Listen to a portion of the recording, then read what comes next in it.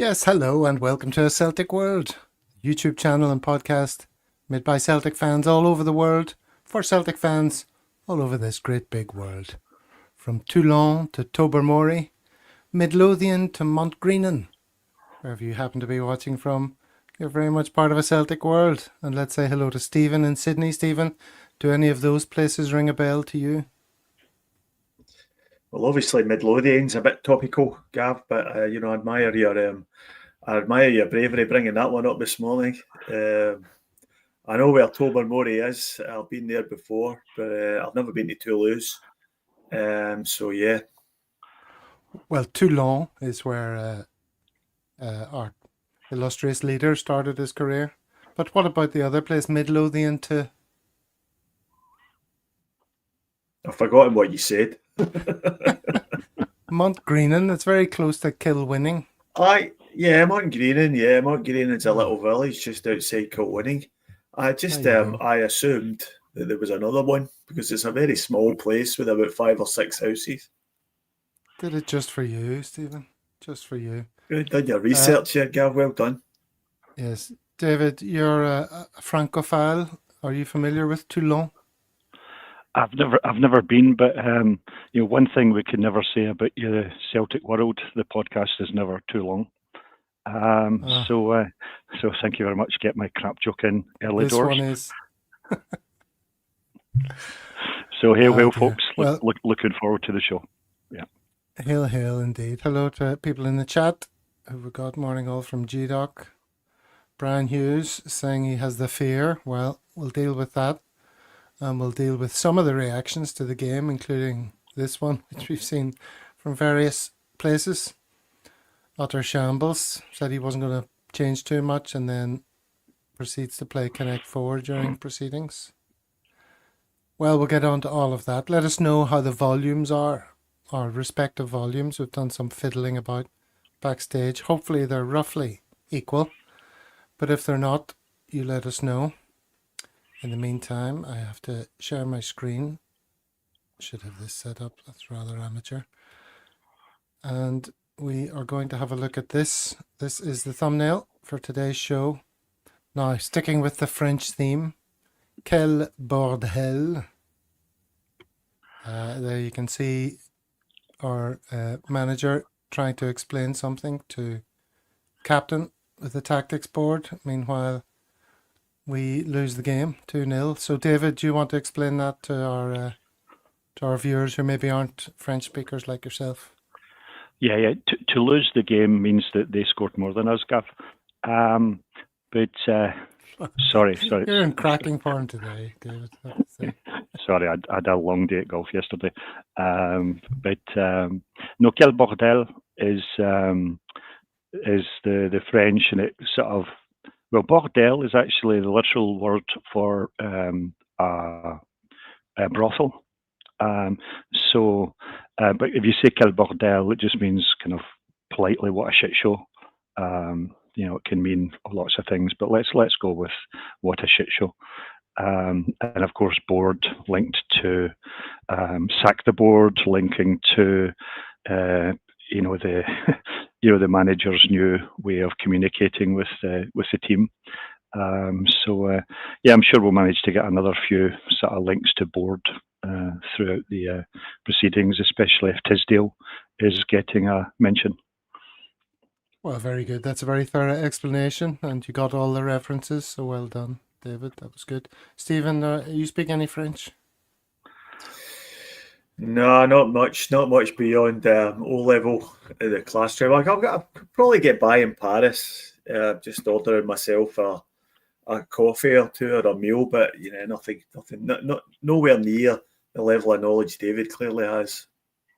Oh yeah. To my eternal shame. David's a proper cunning linguist. I bet you, and all the pub quizzes. Indeed. All right. So. Right, we're obviously going to talk about the game. That's the main focus. And, the arrival, I suppose, of Wilfried Nancy, we're supposed to call him, apparently, since the last time we spoke. So you can avoid any French pronunciation there. You'll be pleased about that. Although it is Wilfried, Stephen. I'll be expecting you to give it all that. every time you mention him by his first name. Just call him Wilf, shall we? Wilfried or Nancy. All right, so we're going to talk all about the game, obviously. We've got lots of pictures to go through. More than usual, I think, because there's a lot to talk about in terms of the team's shape and things that happened and maybe why they happened and how much was it tactics, how much was it just the familiar feelings of this current team, this current squad. So a lot of pictures to go through. And we'll sort of get your opinion on, to what extent are you concerned about this new guy, or are you looking forward to it? Because Celtic fans' opinions are all over the map. You've seen this is a disaster. This guy's a laughingstock. It's going to be a bordel. To other people saying, no, I saw enough in that game to be very excited about the future. I can't wait to see what he brings. So we'll talk about that. But let's talk a little bit about what happened around the game, first of all. Stephen, you want to talk us through the march from St. Mary's up to the ground before the game? Yeah, the Celtic Collective organised a rally and march to the ground, starting off at St Mary's Church in the Carlton, which everybody I'm sure knows is the birthplace of Celtic, and it was very well attended, and despite the very, very bad weather, and it passed off peacefully, thankfully, but it was well attended, and it did deliberately go past the Green Brigade food bank collection, which also did very well. So I think it was something that was worthwhile doing, something that we could do, without affecting the team on the park, but showing the Celtic board that there is unity amongst the fans, and it's not solely about the Ultras or the Green Brigade, and just it's by way of showing solidarity with what's being done to them at the moment. I think it was an excellent thing for the Celtic Collective to do. So hats off to everyone concerned, and more to come, I would think. It was good to see also inside the ground. I don't know if you've got pictures of this, Gav, all the banners that were shown beside a lot of different supporters clubs. And again, just to show that this is not about any one group, and this is a broad cross-section of the Celtic support that's behind this Celtic Collective effort. And I think we can all see the board's tactics are to try and divide and conquer, marginalise and separate off what they see as an easy target in the Green Brigade, and blame everything on them and hope it all just dies away. But if that's their plan, then it's a very foolish one, because that's certainly not going to happen. And I hope that after they saw the amount of people who showed up on Saturday in the rain, they'll rethink that thought process. Yeah. Neve Podrig, I saw. Stranraer. Where else? Barhead or somewhere like that. Saw a few different CSCs knocking about. Okay, so we'll keep our eye on those things. As you say, there was quite a few CSC banners to paint the picture that it's got wide support among the base. A similar thing was done, as you know, by a Celtic World with the Where's the Ambition project, pictures from all over this planet, asking where the ambition is, which is really at the crux of the whole thing. But anyway, on with the game. David, do you recognise this gentleman who was being interviewed beforehand? I can't make that. I can see Peter Grant. I can't see who the other one is. Stephen, do you know who it is? No, Ex-player. I don't actually. Ex-player, centenary season. His name's Tommy at the top Johnston? of the screen, if you can read it. It's not Tommy Chris Johnson, Morris? is it? No, Chris Morris. Chris Morris, yeah. That's Chris Morris. Played He a was part in interviewed one of before the the best game. ever goals. Yeah, memories of him, David. Yeah, the best ever goal. New Year's Day, the maestro does a swivel, one touch down the line. Chris Morris, one touch, cross into the box. McAvenny first touch into the net. Happy birthday, Celtic. I was at that game, and it was fantastic. So yeah, Chris Morris has always got a. Even though I didn't recognise him, he'll always be close to our hearts, especially for that contribution to that goal. A quiet Cornishman, Steve. Quiet Cornish Irishman. I think I should point out. That's right. That's right. Yeah, I mean, I'll second what David said there. He's best known for his contribution in that very famous goal. Also, he scored the opening goal with the game we clinched the league that year when we beat Dundee 3-0 at home. And it was a very important goal because it really lifted all the pressure off the whole place. I don't know if you were there, David, but it was like 80,000 in the ground that day, and it was just absolute bedlam. And he scored. It was quite early on in the game. And he got the first goal, the first all-important goal. So Chris Morris, great player. Really the sort of very definition of a one-season wonder, though, because that season he was outstanding. And the following season he was absolutely chronic, and his career sort of tailed away after that. But for that one season, and what a season it was.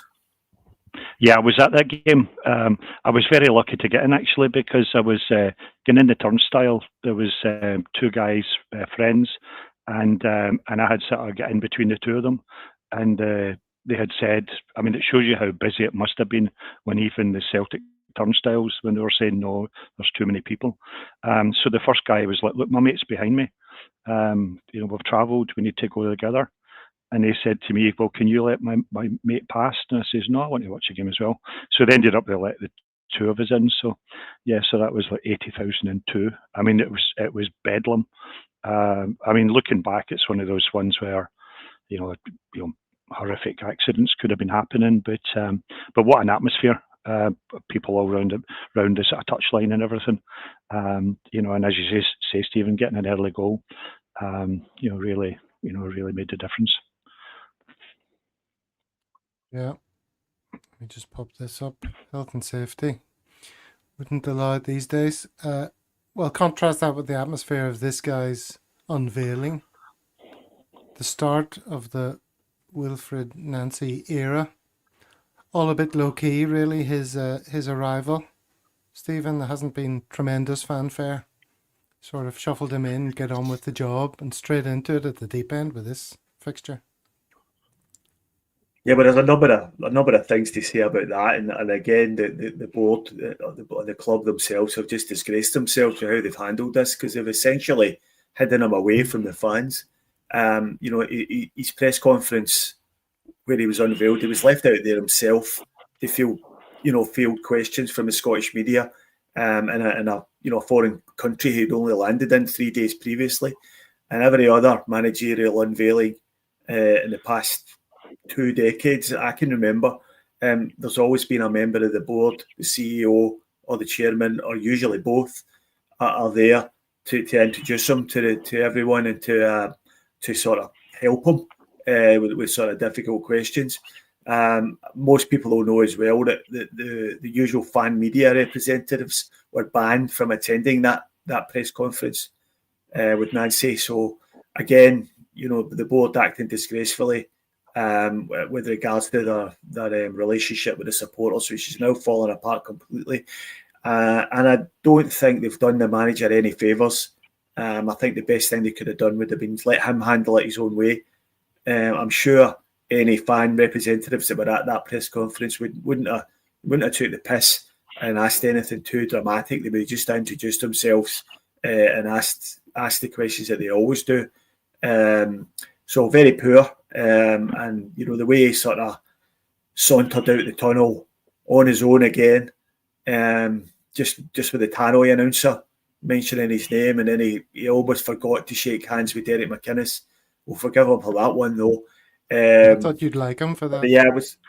Yeah, no, I'll give him that one. That's fine. But just altogether, just leaves a really bad taste in the mouth the way it's been done. It's just almost as if they've shuffled him in the side door, and they're trying to avoid any scrutiny of any kind, either from the supporters or from the Celtic collective. But very, very poor. All right.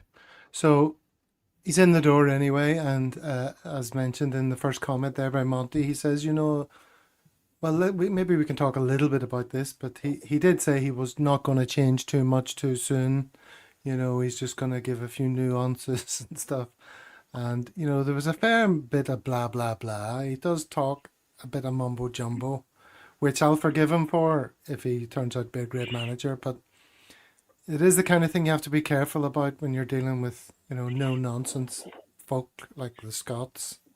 They're not too keen on mumbo jumbo. And maybe we'll come to that later when we talk about his post-match comments.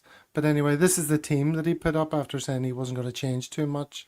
And, thankfully this is actually laid out in such a way that you can tell what's going on. When you first saw the other team sheet, were you a bit perplexed, David? You were like, what the hell sort of list of players is this? Yeah, I'd been at the golf yesterday, sort of social event. So yeah, I would have been perplexed if it had even been sort of 3-4-3 as clear as that. But yeah, definitely when I saw the team sheet, it wasn't obvious at all what was going on. But what was obvious very quickly is that he's been in the door 2 days and clearly insisted on the new system. I agree with Monty that for me, if it's not broken, don't fix it. I do not believe Martin O'Neill would have lost that game yesterday. We have our 3 midfielders playing the form of their season. With Hatate being outstanding for his last 3 games, McGregor playing well, Engels coming onto a game. So to change the whole system and given the players 2 days to kind of adapt to it, you could probably argue that having 3 left-footed centre halves wasn't perfect either. So I don't know if he was just trying to shoehorn his system, the players that were available. But I think to have that kind of system, you have to have certain type of players. And it's been mentioned in the chat. People at Tunekti, they didn't cover themselves in glory. So for me, I was disappointed. I was hoping that he would have, stuck to what was clearly successful under Martin O'Neill, and then have a week to bring in his own sort of systems and get a chance to know the team.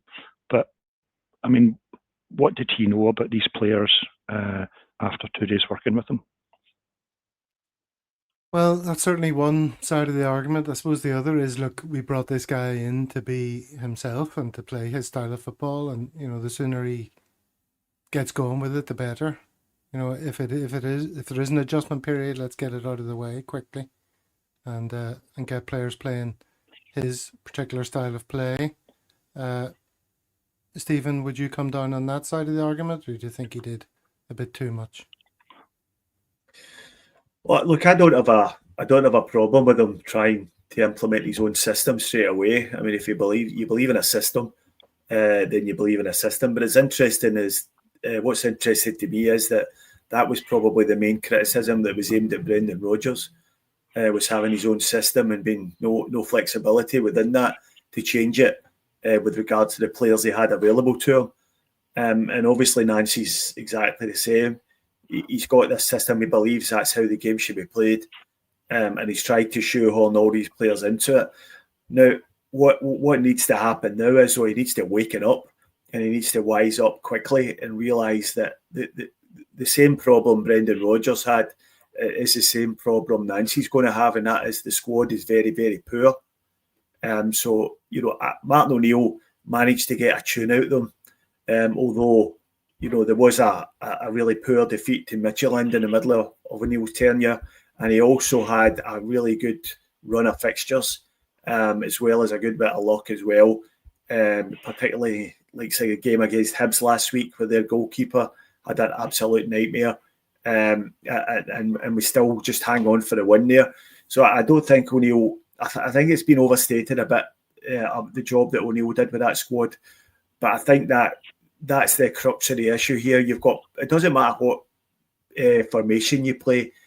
If a player can't control a ball and if a player can't pass it 5 yards in front of their teammate, then there's no system going to work.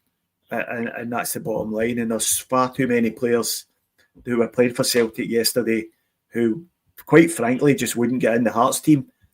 And that's such a damning indictment of where we are as a club. And it showed. It really showed it, even although, you know, we had plenty of chances in the game and we had plenty of the ball and plenty of possession. We were just very, very poor technically.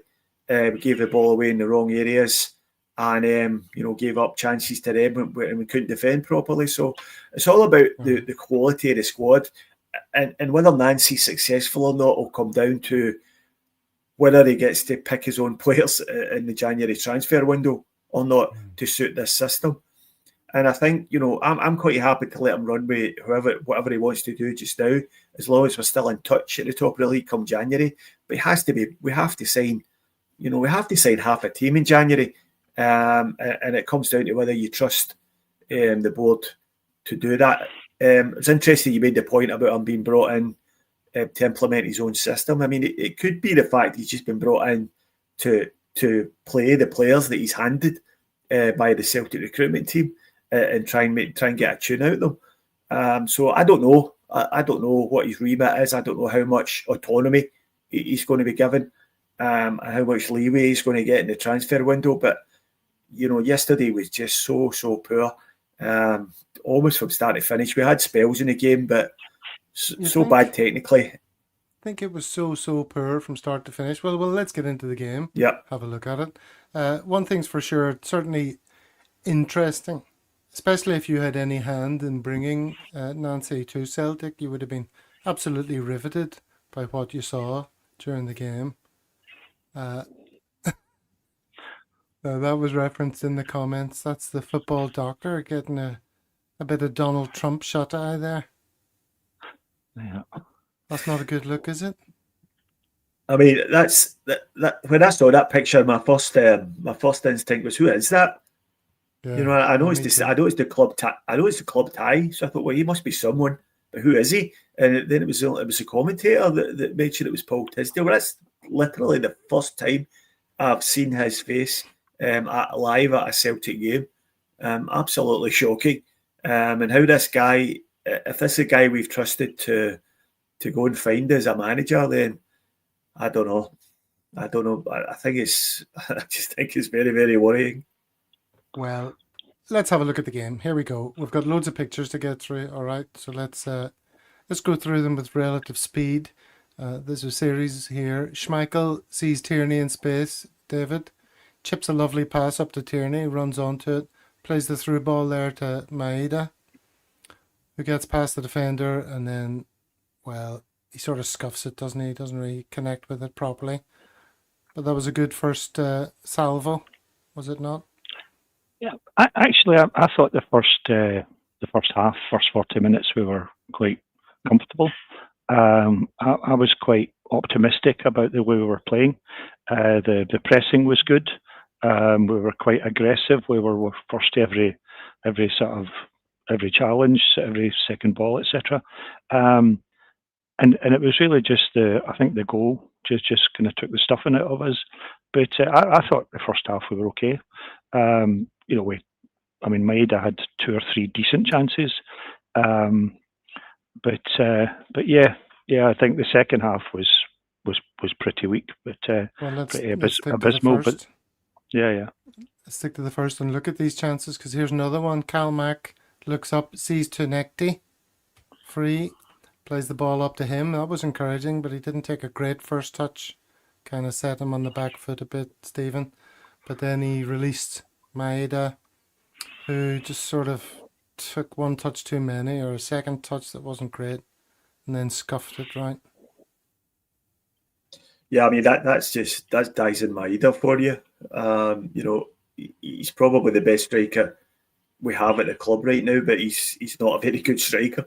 There are a lot of good facets to his game, but finish is not one of them. And when he gets into a position like that, there's anything can happen, literally anything.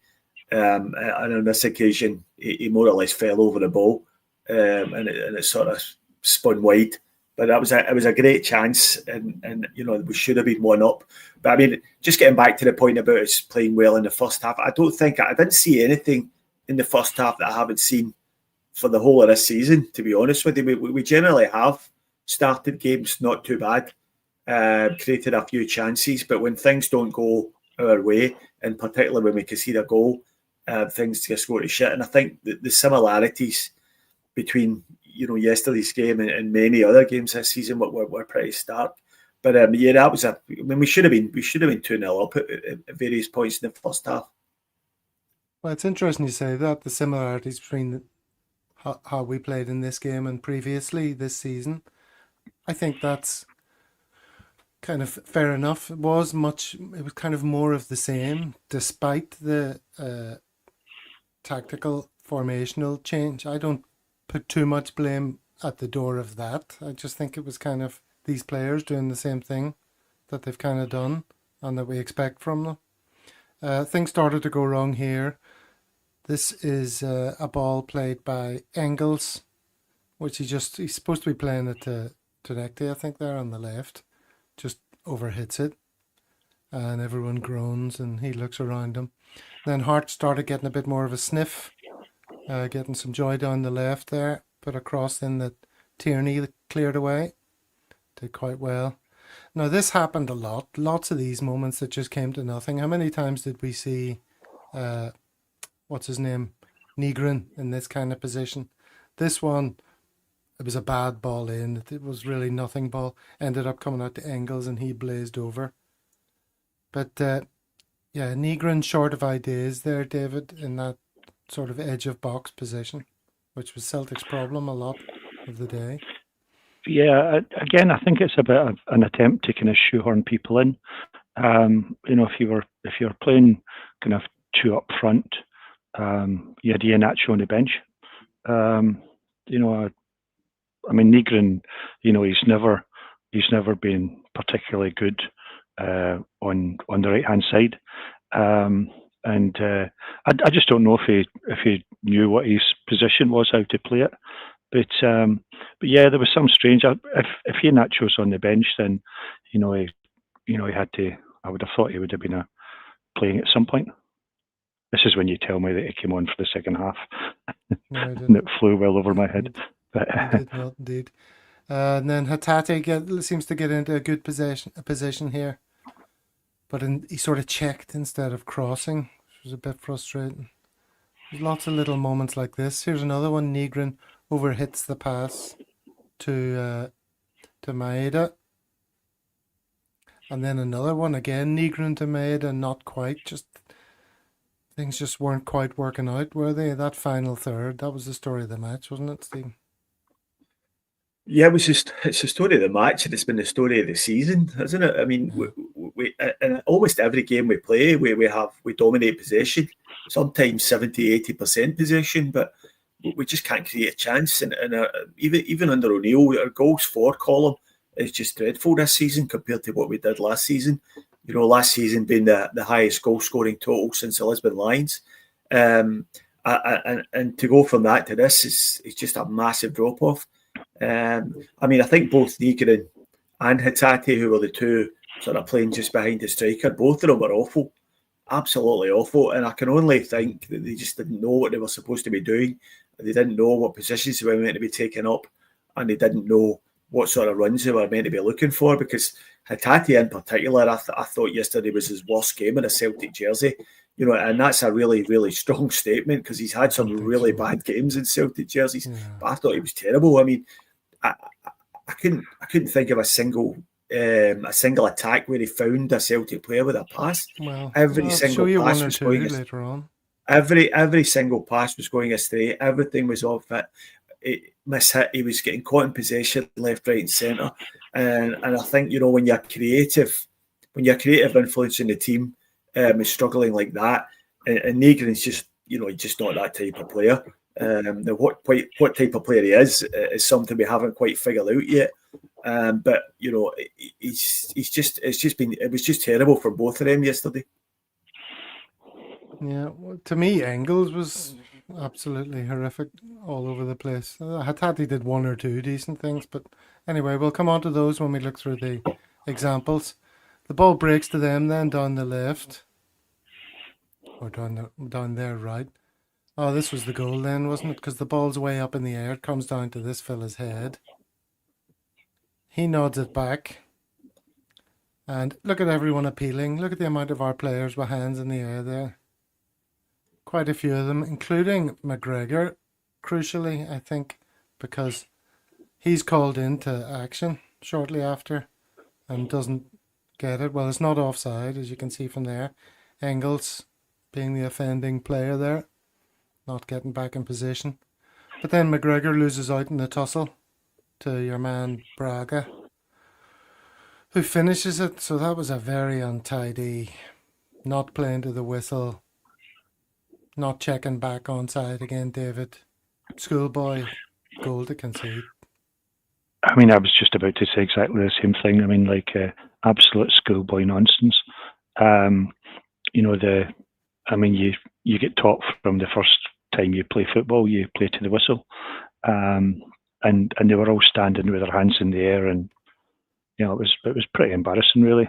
I don't know what Engels was doing so far behind the rest of the team. It's sort of left back or whatever. But yeah, I think that was indicative of, Engels was just not at the races yesterday. At the time it looked so blatantly obvious it was offside because the whole team had stopped. And then when you looked at it, you think, well, what was going through your head? Play to the whistle, for goodness sake. Yeah, I mean, nobody really gave up the ghost and stopped completely, but, just that split second of not being alert when the striker's a little fox in the box and he's not going to stop for anyone. He'll just play on until, you see what has happened. Do you have anything to say about that goal, Stephen? Yeah, it was really poor from Engels. Really, really poor. And I'll just echo what David said. Engels was terrible. I know I singled out Nigrin and Hattati, but he was just as bad. And again, it just looked as if he didn't know where he was meant to be, what he was meant to be doing, the positions he was meant to be taking up. But there's just no excuse for that. That's just laziness. At the top level of football, that's inexcusable. I mean, I would almost drop him for that for the next game because it was just so poor. You can excuse anyone for making a mistake, but losing a goal because of someone's laziness is just not acceptable. So for me, he'd be sitting on the bench next week for that. But from there on, it's just a comedy of errors. I know what you're saying. Nobody really stops, but nobody really grabs control of the situation either. When the ball's in the air for a good couple of seconds, I don't see any of the centre halves busting a gut to go and get a head on it and get it out of the box, which is what they should have been doing. And no one, again, McGregor as well, stopped and then sort of was a half a yard off of Braga. So just really, really poor goal to lose and a really bad time to lose it. And I think apart from that goal, things were going pretty well. There was a general air of happiness in our group chat and things, which we'll come to in a second. Kaiser making that point. There were flashes of fantastic football, he says. The team just lost direction. They haven't bought into the manager's philosophy yet. But when they do and we equip in January, this will be fantastic. See, that's one end of the spectrum, as I talk about, of Celtic fans. Kaiser there, sounding a very positive note. Well, let's carry on with these moments and we'll come back to that overall picture shortly. Here we go, Nigrin again. He got into a good position here and, should have shot. I mean, that's like a Nicholas Kuhn territory, top corner. But instead he tries to sort of slip it through the eye of a needle. It comes to naught. This is what I was talking about. This is our group chat in the first half, just in the lead up to the goal. Brian saying rock and roll football. Somebody green-hearting it. Dano saying fucking loving it. And then Anthony's reaction to the goal. So let's not lose sight of the fact that there was a lot of positivity around prior to the goal going in. Even after the goal, I think a lot of us felt that it was so against the run of play and that we were kicking it about at great pace, and there was nice touches here and there, and we just lacked a cutting edge that keep doing the same might well have been the call at half time. In fact, don't you think it was, David? I'm not sure. For me, from the start of the second half, I don't know how many photos you've got, Gav, but I don't remember any highlights at all, apart from Tierney's goal in the last minute. But it was almost like watching a sort of Rodgers, going behind, losing all confidence, and second half was really, really poor. It was a tough watch, to be honest. A tough watch, but you had a nice time, didn't you, David, in Bangkok, with some esteemed company?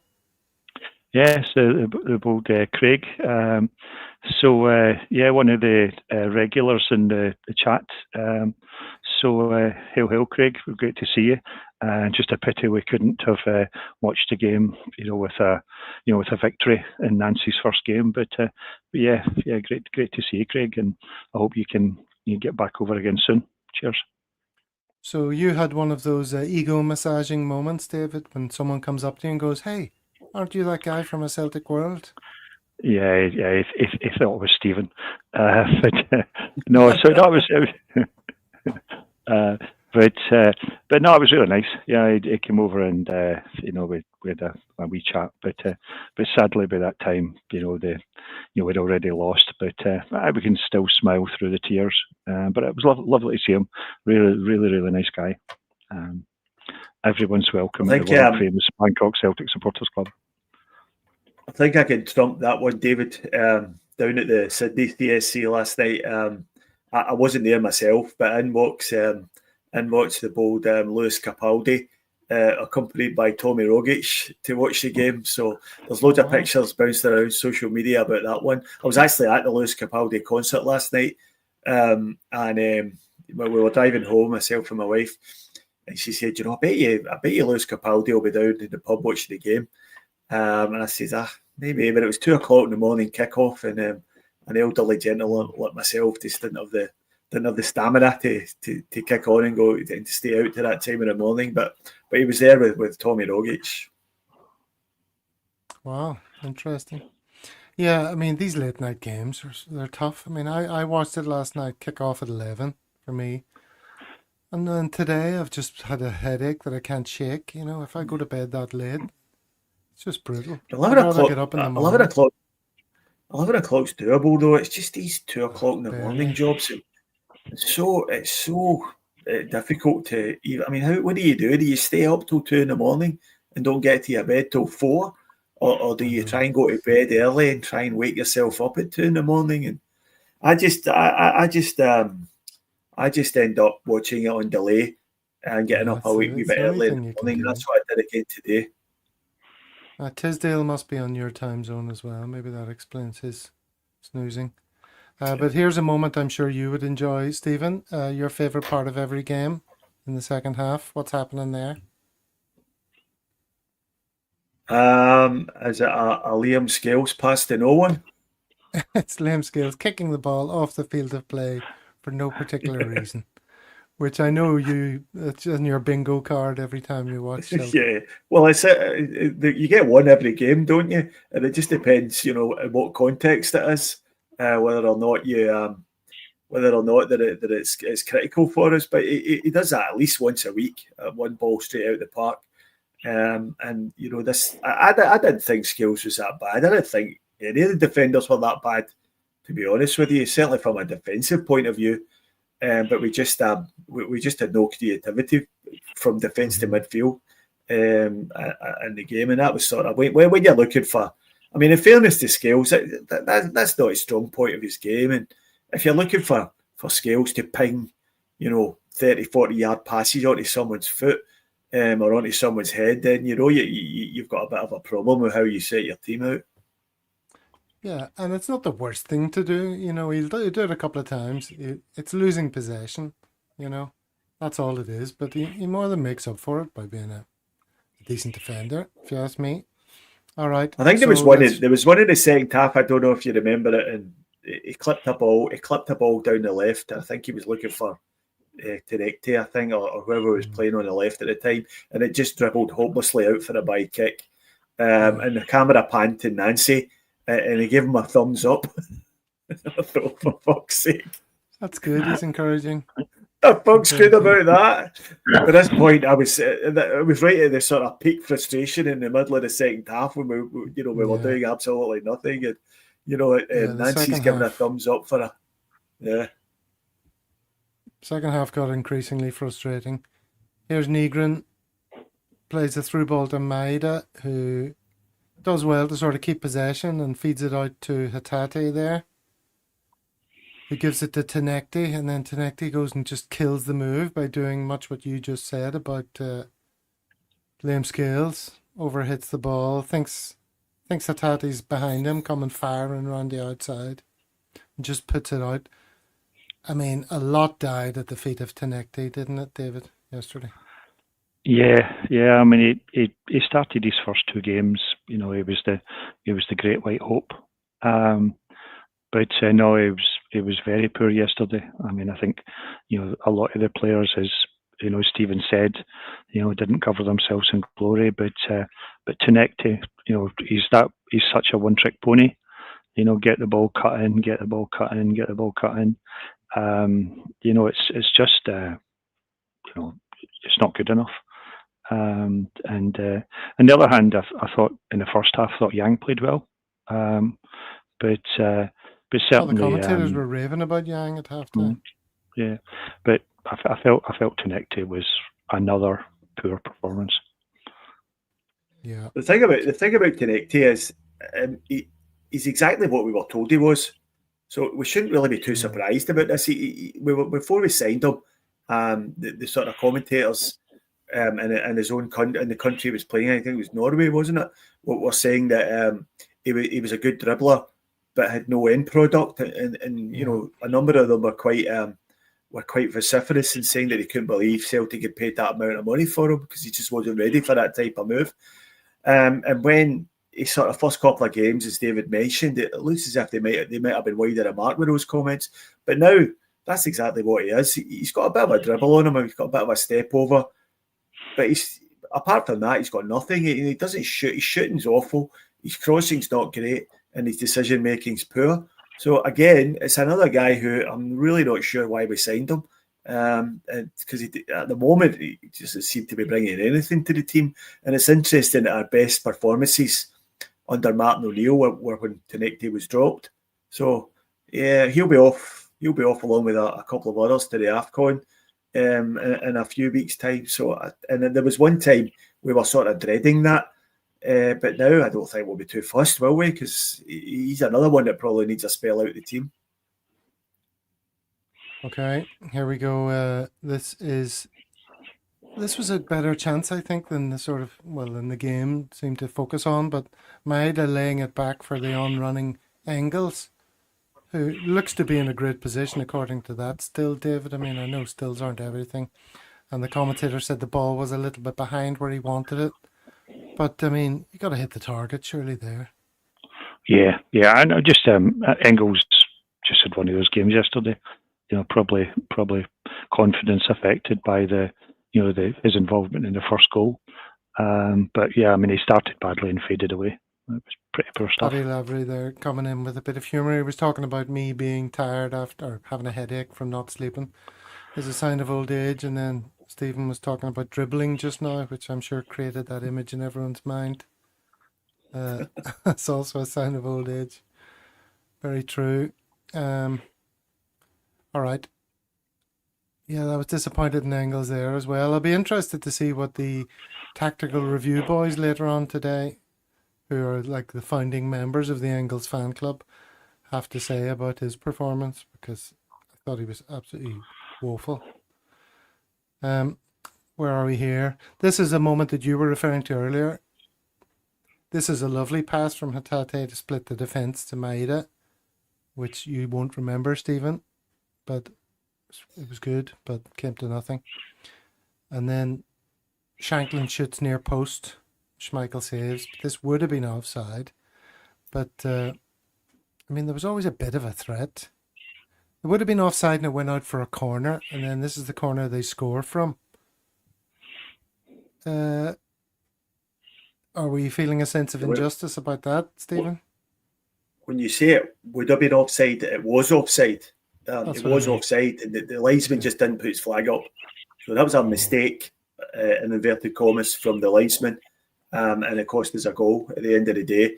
Now, there's no defending there's no defending the defending from the corner. Negrin, whose man I think it was just hopeless and just completely switched off and let the guy take a couple of steps off him. And he's essentially got a free header and he was able to pick his spot. A good header, to be fair. Brilliant header.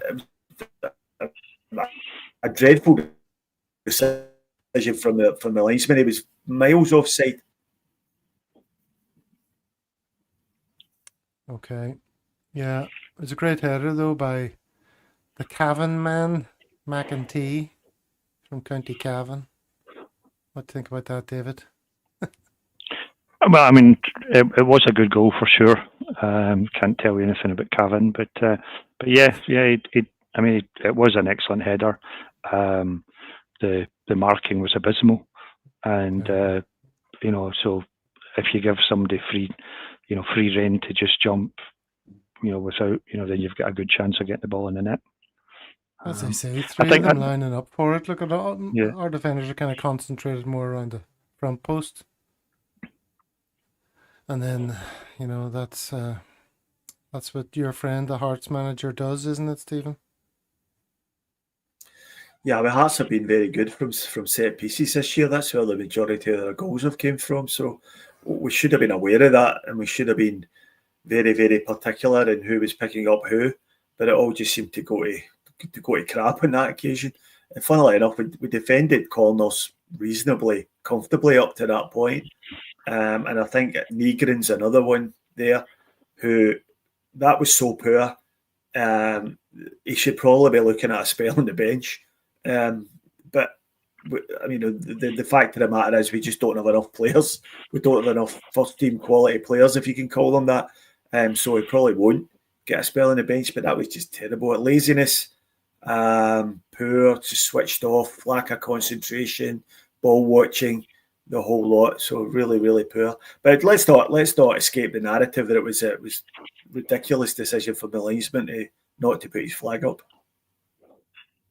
Okay, and then after that point, once we're 2-0 down, it was all, you just felt like we're chasing it, and is anything good ever going to happen? This looked promising. Here's Engels advancing the ball, plays it out to the right to McCowan. Does he? Oh no. Did that happen there? I don't know what happened there. Played out to the right to McCowan, who I think went for the shot, and it just dribbled through to the keeper. Weak shot from McCowan. I think that's the follow-up. And then a few minutes later, this happens, and McCowan gets another chance and blazes it high. So, sometimes he comes on, he gives you energy, and you're sort of looking to him to do something. Not in this game. He looked pretty poor.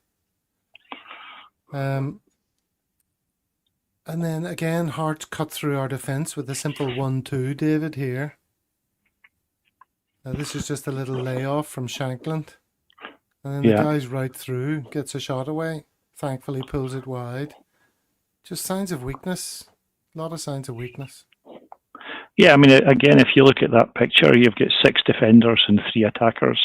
And when you see the first of the 2 pictures that you put up there, we seem to be in reasonable positions.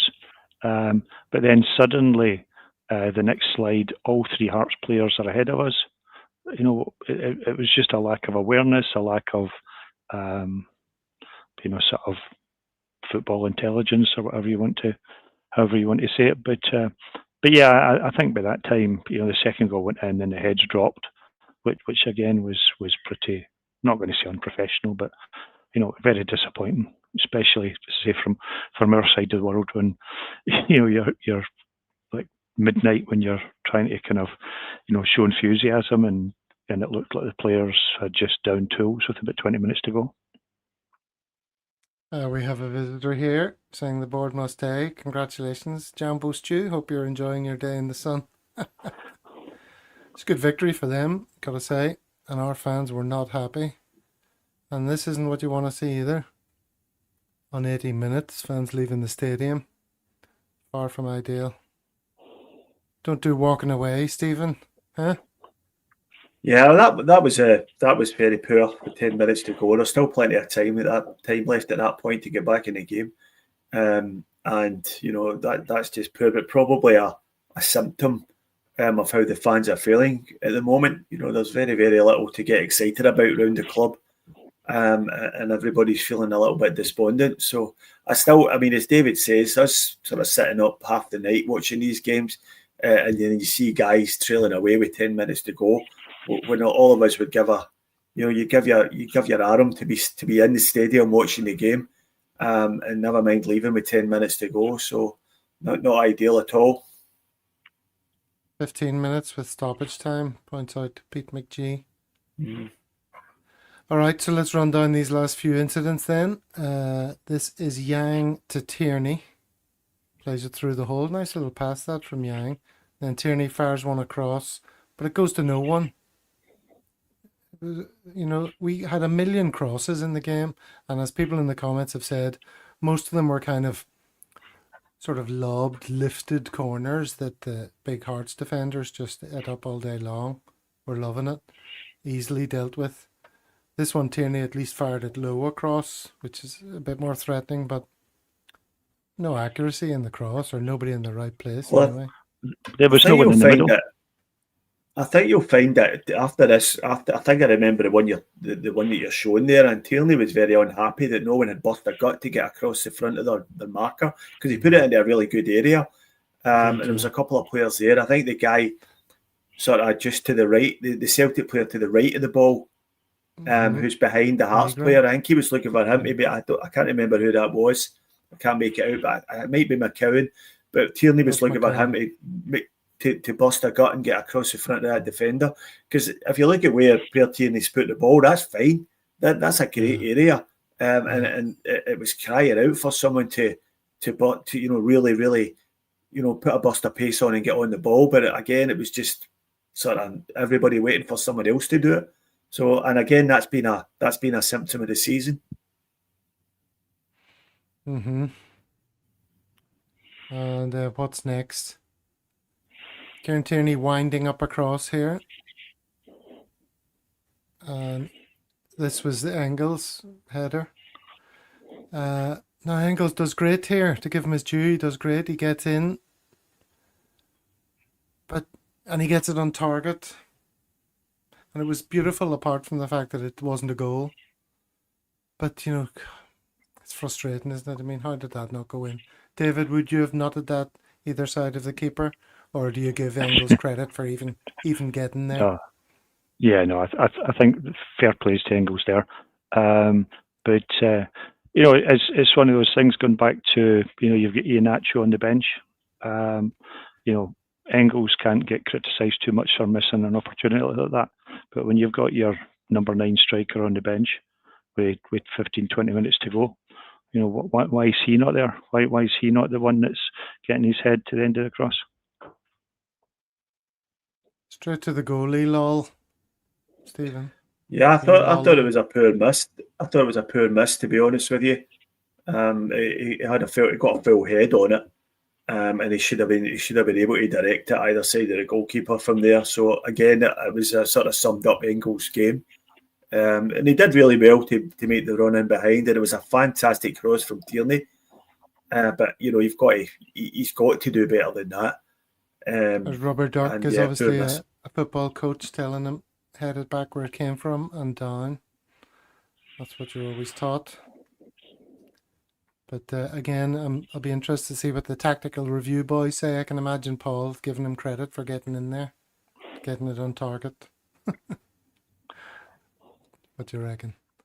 Anyway, that it was then a bit of a scramble, wasn't there? Or Hatate had a strike and came off the bar, which may have been missed in all the excitement. Yeah, that was he came straight back off the goalkeeper, came out to Hatate, and he's kind of cut across the ball. and sliced it against the crossbar. So again, that was probably quite unlucky that it didn't bounce down into the goal. But I think at that point in the game, I don't think we deserved to get back into it at that point. I think those chances were sort of summed up our day. Things just didn't happen for us. All right. Oh, geez, it's 55 minutes. We haven't got through the game yet. Here's Engels on the right. Can he whip in a good cross? Come on, whip one in. No, he dribbles one low and gets cut out by the first defender. Again, incredibly disappointing. And then eventually Tierney comes in and hits it. Bangs it into the back of the net. And we're all delighted. But we ran out of time and that was that. Here's some stats. 72% to 28. Shots 15 to 8. Shots on target 5 to 3. They got 3 shots on target. We only had 5 despite all that possession. And nothing else I don't think of note there. Expected goals, if you like that kind of thing. Celtic were 1.88 to Hearts 0.52. Total shots 15 to 8. Big chances only 3 to 2. But they go out winners, and in some senses you'd have to say, they deserved it if you're a Hearts fan. You'd say they executed their game plan well. Some player stats here. Who came off well? Tierney gets 7.8. Engels gets 7.2. That's a surprise to me. He's in green. Trusty Yang 7.6. Who do they say was particularly poor? Schmeichel 5.9. And Tonekti 6.1. Any reaction to that, David? Yeah, I'm very surprised about Engels getting such a high mark, but I don't remember Schmeichel having anything to do. I think his distribution was okay. I think there was that one you showed earlier on that set up a chance where Tierney took the ball down the left hand side. So I don't really know why Schmeichel got a lower rate than Tonekti or Engels or Hatate or Nygren or these half things the are team just basically. somebody's opinion, aren't they? These bloody goal ratings, somebody's or player ratings, somebody's job to put a number against the player. Yeah. But yeah, I certainly would have had Engels lower than that. He wouldn't be in green for me, not by a long shot. Is that the expression? Yeah. Stephen, player ratings. Yeah, I would agree with David there. I don't know why Schmeichel scored as low. I agree with Tonekti. Was very, very poor. But I think you could take your pick. I noticed Hatates gets a green score there, and so does Maeda. And I think the both of them were absolutely atrocious as well. As I've mentioned previously, particularly regarding Hatate. I think the only player in our team who could hold their head up was Kieran Tierney, who I thought was excellent. Put some really good deliveries in, and was always available for. He got up and down the line well, and played the full 90 minutes. So I think he can probably be happy with his performance, but the rest of them, I don't think you could pick a decent performance out of any of them. Well, the opinions are literally all over the place in this game, aren't they? My goodness. It's really incredible. Even in our chat, you can see some people very positive, looking forward to what this manager can bring. Others saying getting that wee toy out, it's going to be banter years for our opponents. Parkhead faithful saying, all joking aside, I genuinely liked a lot of the football we saw in that first half.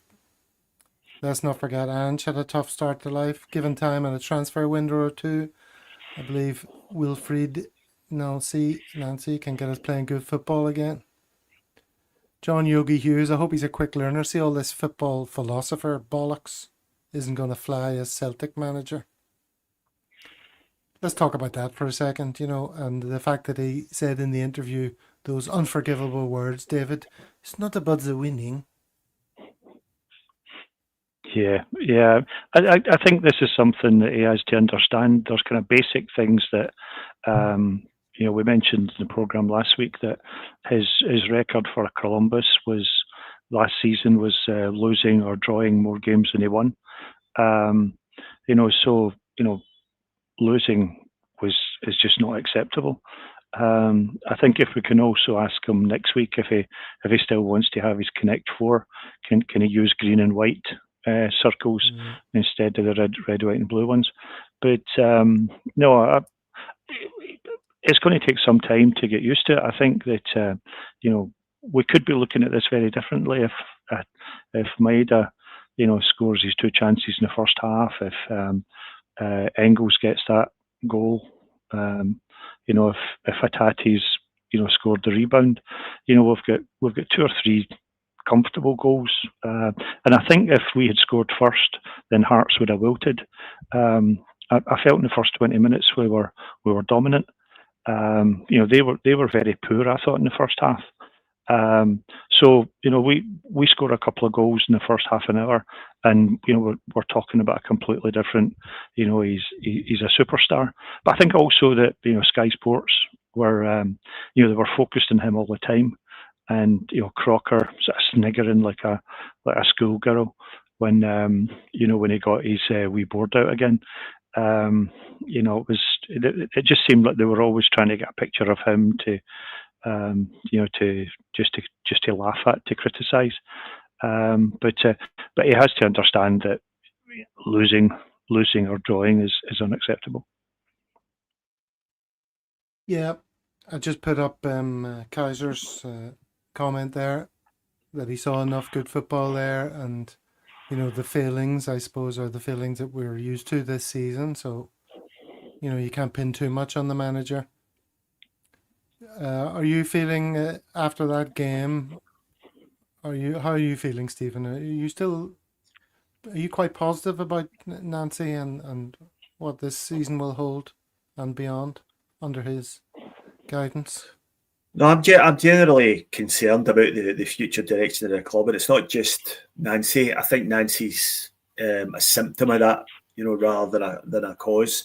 And I think it's the people who are choosing Nancy who are the ones who give me the fear. And what they're going to do in the winter transfer window, the same people who have produced players like Shin Yamada and Inamura and handed them to Brendan Rodgers earlier in the season and asked them to make them into players. These are the same people we're trusting now to find as players to play in Nancy's system now. And, I have no faith, that is zero faith, in them delivering that. And as far as Nancy himself is concerned, he needs to wise up really quickly about the optics. And again, it looks to me as if he's been hung out to dry by the board, and he's been given no advice. And somebody should be in his ear, almost as soon as he's in the club, saying you never say that winning, that he's not worried about winning. It's performance that matters. Regardless the context around that comment, it was a fairly reasonable comment he made, but to actually say those words was always going to be taken away, clipped and shared like hell.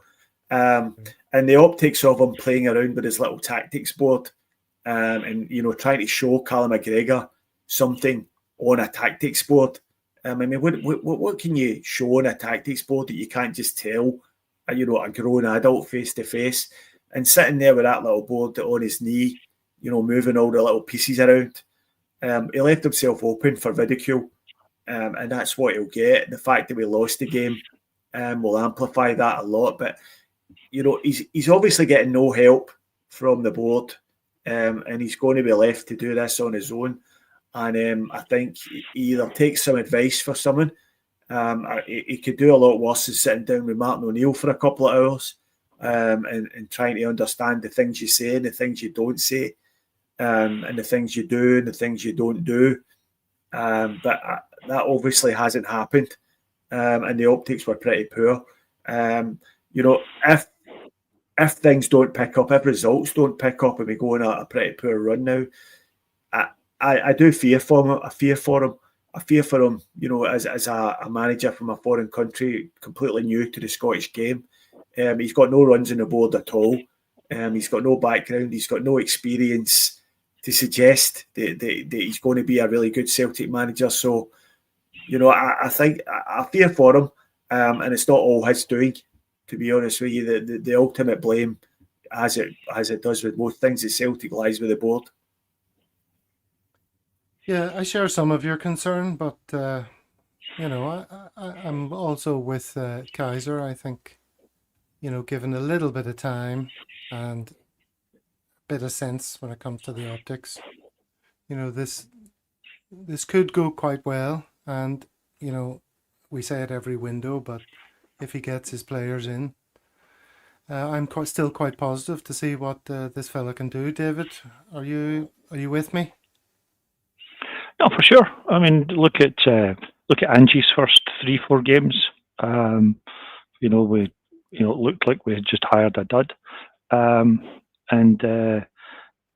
this is the thing, though. I think why did we choose to let him start his first 3 games, Hearts, Roma, and the cup final? I just think the timing was bizarre. Martin O'Neill would have stayed as long as you wanted him, and this was just putting unnecessary pressure on a guy to come in. I mean, to be fair to Mahesh, she mentioned very early on that the pissing down rain doesn't help maybe the sort of attacking football that probably he wasn't used to when he was in dealing with that kind of in America, etc.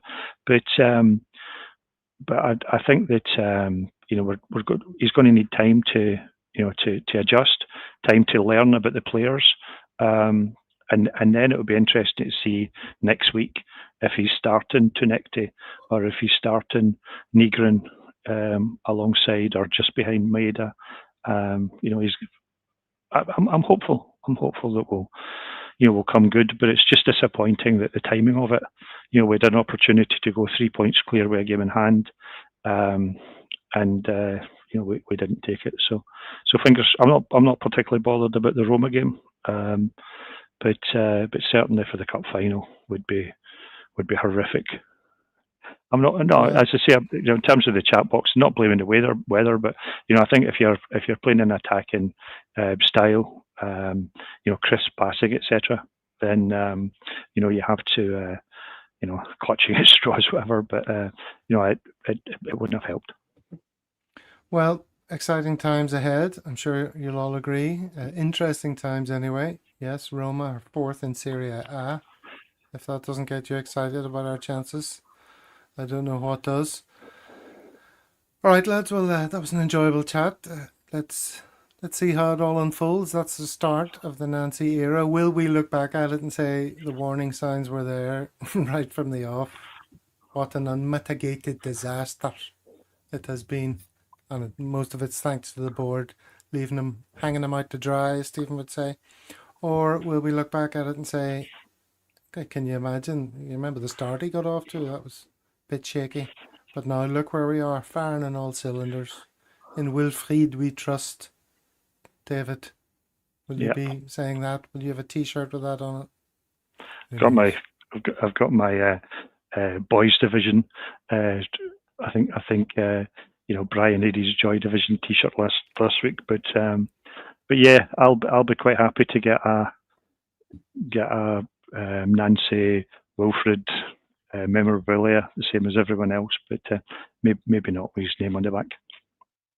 All right, thank you very much, everyone in the chat. We've gone a little bit over time, so thanks for sticking with us. And I know there are other shows starting and to choose from, so thank you for choosing to fly with a Celtic World today. All right, we'll see you for the next one. If you want more on the game, more in-depth tactical analysis, the tactical review will be on at noon your time CPT, or 8 p.m. Singapore, KL, Perth. Okay, until next time, lads, take it easy. Hail, hail. Hail, hail, folks. Hail, hail, boys.